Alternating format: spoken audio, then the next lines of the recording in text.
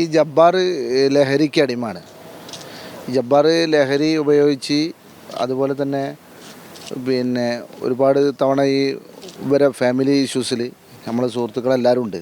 നമ്മളെല്ലാവരും ഈ വിഷയം പരിഹരിച്ച് വിട്ടതാണ്. ഒരു 3 മാസം മുന്നേ അല്ലേ, 3 മാസം മുന്നേ നമ്മൾ ഈ വിഷയം പരിഹരിച്ച് വിട്ട് ഇവരെ കുടുംബമായിട്ട് ഈ ജബ്ബാറിൻ്റെ കുടുംബമായിട്ടൊക്കെ സംസാരിച്ച് ഇനി ഇങ്ങനൊരു വിഷയം ഉണ്ടാവില്ല എന്നുള്ള രീതിയിൽ ഓരോ നല്ല രീതിയിൽ മുന്നോട്ട് പറഞ്ഞയച്ച കാര്യങ്ങളാണ്. ഇപ്പോൾ ഈ ജബ്ബാർ ലഹരിക്ക് പണം ആവശ്യപ്പെട്ട് പണം കൊടുക്കാൻ ഇവർ ഒരു ജോലിക്ക് പോയിട്ട് ഈ ജബ്ബാറിന് ഈ കുടുംബത്തിന് നോക്കുന്നത് ഈ ഭാര്യ ഒരു ജോലിക്ക് പോയിട്ട് ചെറിയ ഒരു പൈസ ഡെയിലി വേതനത്തിന് പോയിട്ടാണ് മുന്നോട്ട് പോണത്.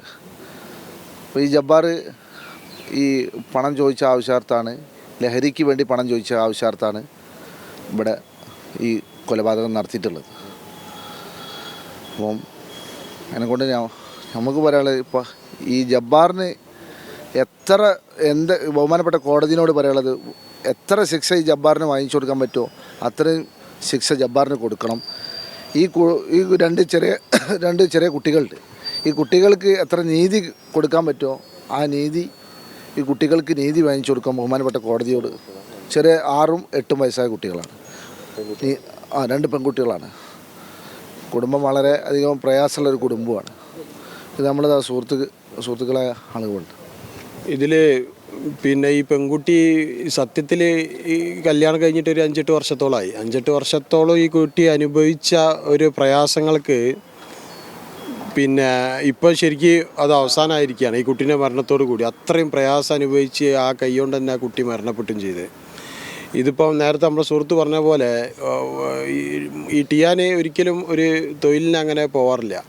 ഇപ്പോൾ ഒരു കഴിഞ്ഞ 4 മാസമായിട്ട് ഒരു തൊഴിലിനും പോയിട്ടില്ല.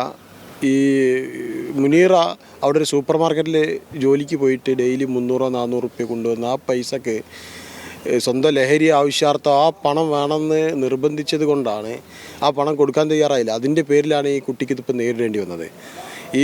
ഇപ്പോൾ ഈ കുട്ടീൻ്റെ ഇങ്ങനെ സംഭവിച്ച് ഇനിയിപ്പോൾ ഇതിൽ 2 പെൺകുട്ടികളാണുള്ളത്. 6-8 വയസ്സായ 2 കുട്ടികൾ തീർത്തും അനാഥരായി. അതിന് പിതാവില്ല. പിതാവ് ഇപ്പോൾ ജയിലിലാണ്, നിയമ നടപടിയിലാണ്. മാതാവ് മരണപ്പെട്ട്. ആ കുട്ടികളെ ഭാവി എന്താവും? നമുക്കൊക്കെ കുട്ടിയുള്ളതല്ലേ, നമ്മൾ പെരയിൽ പെൺകുട്ടിയുള്ളതാണ്, നമ്മളെ പെരയിൽ കുട്ടിയുള്ളതാണ്, എല്ലാം ഉള്ളതാണ്. നമുക്ക് എത്ര വേദനയോടെ ഈ കാര്യം ഉൾക്കൊള്ളാൻ പറ്റും? അതാണ് ഈ അവസരത്തിൽ പറയാനുള്ളത്. തന്നെ ലഹരി തന്നെ വില്ലന്. ലഹരി മനസ്സമാധാനത്തോടുകൂടിയും മാന്യമായിട്ട് ജീവിക്കുന്ന ആൾക്കാരെ വരെ ജീവിക്കാൻ ശ്രമിക്കാതെ ബുദ്ധിമുട്ടിച്ചിട്ട് ലഹരി ഒരു വില്ലനായി മാറാണ്.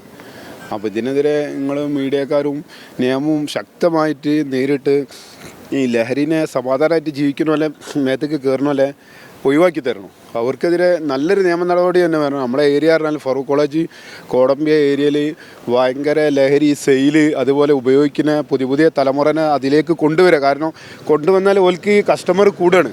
അങ്ങനെ ഭയങ്കര ഒരു ബുദ്ധിമുട്ടാണ്. ഈ മരിച്ചുപോയ സഹോദരി മുനീറ എന്ന് പറഞ്ഞാൽ ജീവിക്കാൻ വേണ്ടിയിട്ട്, മക്കൾക്കും വേണ്ടി ജീവിക്കാൻ വേണ്ടിയിട്ട് വളരെയധികം സഹനം സഹിച്ചിട്ട് മുന്നോട്ട് പോയതാണ്. ഒരു വട്ടം എല്ലാവരും പറഞ്ഞ് എനിക്ക് പോകണ്ട, അല്ല മക്കളെ ഭാവി ആലോചിച്ചിട്ട് പോയ ആ സഹോദരിയാണ്, നല്ല മോൾക്ക് ജീവിച്ച ആ സഹോദരിയാണ് ഇതുപോലെ ചെയ്തത്.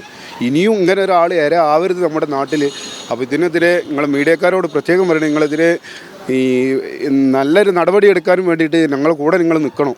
പ്രത്യേകിച്ച് കോടമ്പിയ ഫറൂഖ് കോളേജ് ഏരിയയിൽ ഈ ലഹരി നമുക്ക് തുരത്തണം. ഇതിൽ പെട്ടുപോയ ആളുകളെ ഉത്ബോധനം കൊടുത്തുകൊണ്ട് നമുക്ക് മാറ്റി കൊണ്ടുവരണം.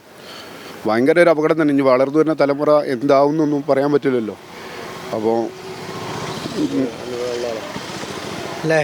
ലഹരി നമ്മൾ നിർത്തലാക്കേണ്ട സമയം ഒരുപാട് അതിക്രമിച്ചിട്ടുണ്ട്. നമ്മളെ നാട്ടിൽ സുലഭമായി കിട്ടാണ്ട്. അപ്പോൾ നാട്ടിലുള്ള ജനങ്ങൾ ആദ്യം ഇതിന് പ്രതികരിക്കണം, എന്നിട്ടാണ് നിയമകാരൻ. ആദ്യം ജനങ്ങൾ പ്രതികരിക്കുക. അത്രയും വരെ ബുദ്ധിമുട്ട് എന്താ വെച്ചാൽ സാധനം സുലഭമായിട്ട് കിട്ടാണ്ട്. ആ കിട്ടുന്നതിന് അത് നമ്മൾ ആദ്യം നിർത്തലാക്കേണ്ടതാണ്. അതാണ് നമുക്ക് പറയുന്നത്.